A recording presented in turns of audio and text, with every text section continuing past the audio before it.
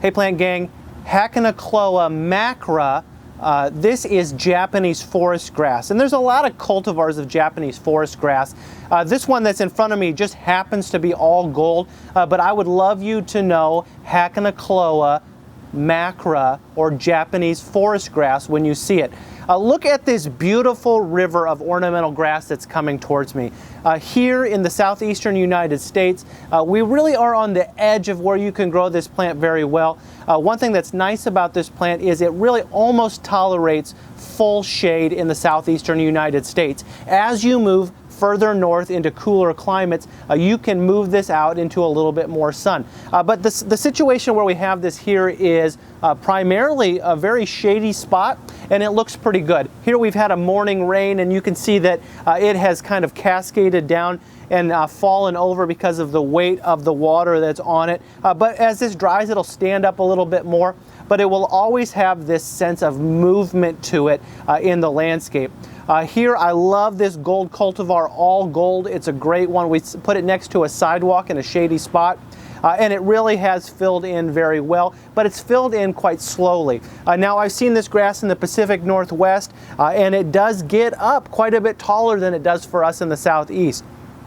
Here in the Southeast, you know, I would expect it to be just a foot tall to 18 inches tall, but I have seen it up to 2.5 to 3 foot tall in places where perhaps the nights get a little bit cooler, and it really does love that situation. So Hakonechloa macra, just so everyone knows, the cultivar that's in front of me is called all gold, but there are green versions of this, of course, the straight species.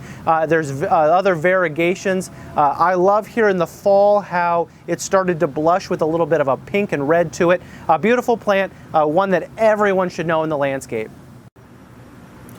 Hakonechloa macra, the Japanese forest grass. This is native to Japan, just as the common name would suggest, hardy from zones 5 through 9, listed as hardy from zones 5 through 9, but as you get into a zone 8 and 9, especially a hot southern zone 8 or 9, you're not going to have quite as good performance, in my personal opinion and what I've observed.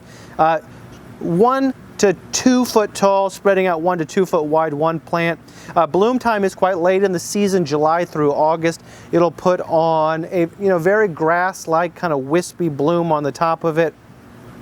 It does blush to a lot of times pinks in the fall and the winter time, which is quite nice. Very showy, does tolerate deer, being planted under black walnuts. Often seen listed as a good plant to combat air pollution. Loves to be grown in really humusy, consistent moisture, well-drained soil, and can tolerate quite a bit of shade, in particular in hotter climates. Again, commonly called Japanese forest grass. It is a rhizomatous grass that is shade-loving. It is a deciduous, perennial grass. It will die back down to the ground in the wintertime. Here's a landscape tip. Use as a shade ground cover or accent for woodland gardens.